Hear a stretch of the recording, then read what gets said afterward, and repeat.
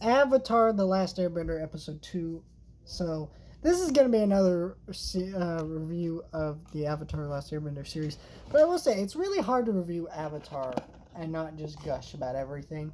And, so just note that when you watch these reviews, I'm probably going to gush a lot. I'm going to have very few complaints. I don't think I will have zero, because that's kind of impossible when critiquing media for the most part. But this is one of those pieces of media that is pretty much perfect. That's one of the problems I have with that live action remake in development. But anyways, let's talk about episode 2. So episode 2 leaves off where we left off last week in these Avatar series of reviews, where Aang and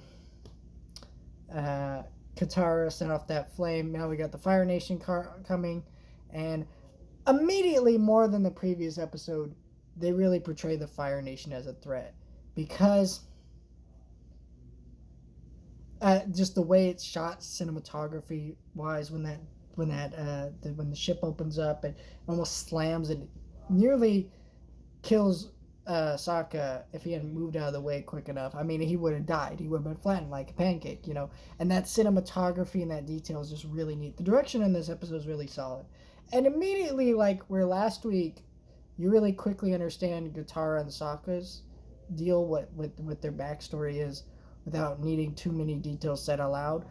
You understand that with Zuko. We know from last week's episode, obviously, that he's a banished prince.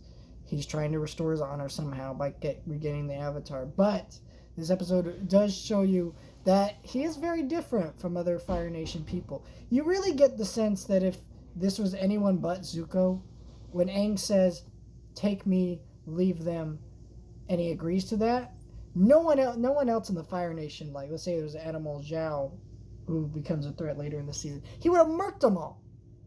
He would have murked everyone there. He would have probably said yes, and then as soon as he got Aang into the ship, he would have said, "Murder him," and then he would just, everyone in that tribe would have been dead. So now, but Aang goes on the ship, he breaks out, and a great fight scene and dynamic really shows you, kind of what you would see later with the Blue Spirit episode, that Aang and Zuko do have a great fighting dynamic. Both of them are very unexperienced at this point, but still, he escapes, and now they're both have a journey to head on, and that's really cool. This is a really solid episode. These first two episodes are great direction wise and how they're put together. They're just solid episodes that really tell you everything you need to know about these characters without a lot of words and dialogue. The character I think who comes across the worst in these episodes is Iroh, but then again, he's not on the screen very long. He just comes across as a bumbling old man when we know him to be that, and also a very intelligent, interesting character with a lot of layers to him. But he really doesn't get that representation very strongly in this first episode. Still a great episode, but thank you guys for watching.